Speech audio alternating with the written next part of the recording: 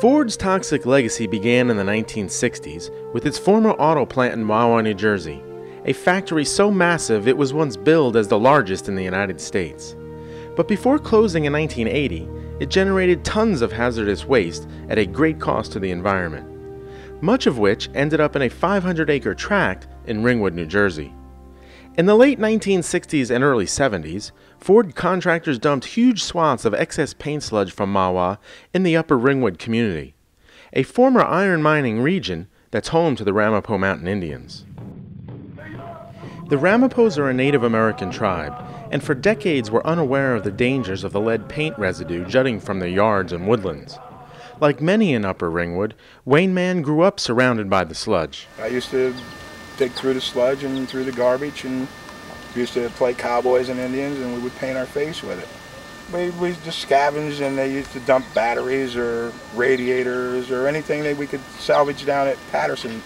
And a lot of people, fed their families from getting the copper and all that, and it was sort of like an income.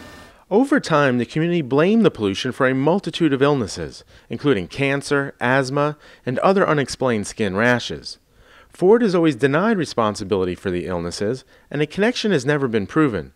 But longtime resident Kelly DeGroat isn't so sure. She's convinced that her son Colin's death in 2001 from rare bone cancer was caused by the toxic dumping.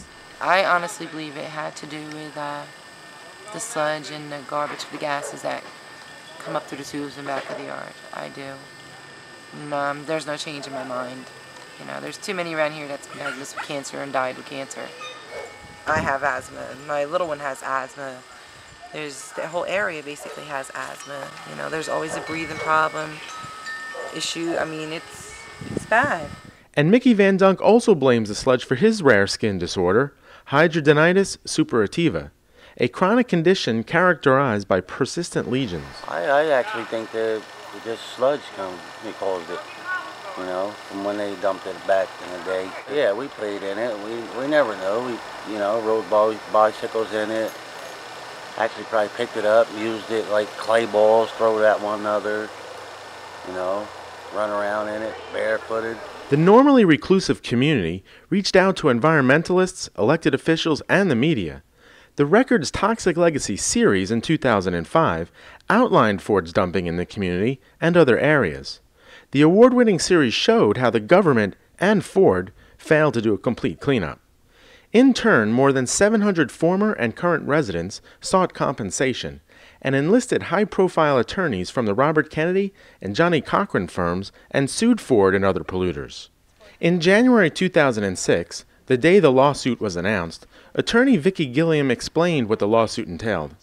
We're saying Ford knew that this waste was toxic, and they deliberately and negligently poisoned the people's land, and that the people have suffered. And the lawsuit is about redressing the sufferings and seeking justice.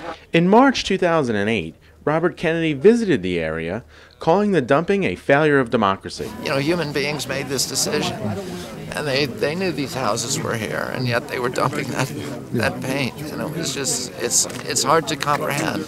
And these people, in many ways, they're not, wealthy people, but they were living in a paradise.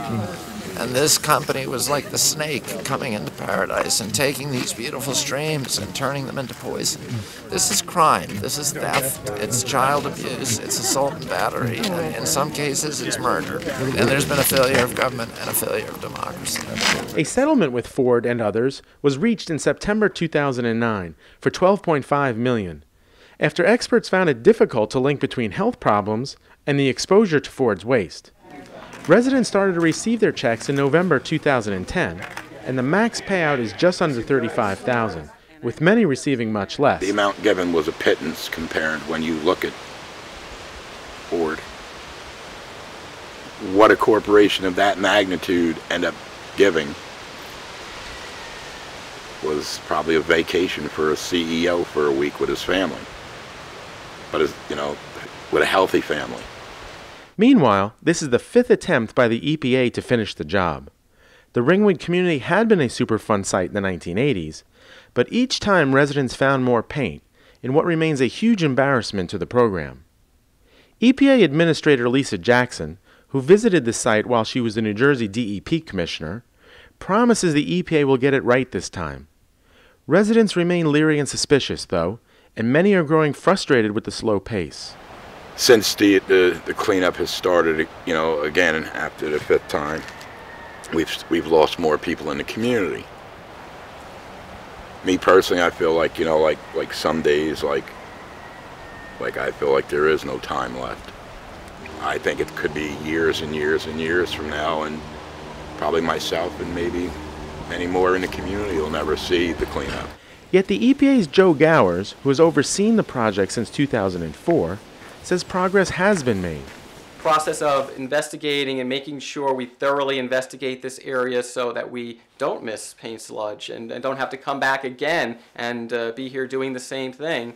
It takes a while. Environmentalist Bob Spiegel says that the impact extends far beyond Ringwood. EPA has to make Ford do the job and do the job correctly, because 2 million people drink the water that comes from the Wanacue Reservoir, and they all have a vested interest in making sure that the toxic waste that's up in Upper Ringwood gets cleaned up, because everything drains downhill. Spiegel admits that all visible traces of paint sludge have been taken away. But because Ford says there are no records as to how much waste was dumped in Ringwood, questions remain as to how much more sludge remains buried in the ground. I don't think we'll ever truly know where it all is. But one of the things that we do know is that it is in the mine shafts, it's in Peter's Mine Pit, it's in Cannon Mine, it's at the O'Connor disposal area, and it's in the groundwater. And the areas that we know where it's at, we want to advocate, and we are strongly advocating, that the EPA put their money where their mouth is and make Ford clean it up, and completely clean it up. Not cap it, not cover it, not monitor it, but clean it up once and for all. For many, Ford's legacy is a lasting one, with no end in sight. This is Thomas E. Franklin for NorthJersey.com.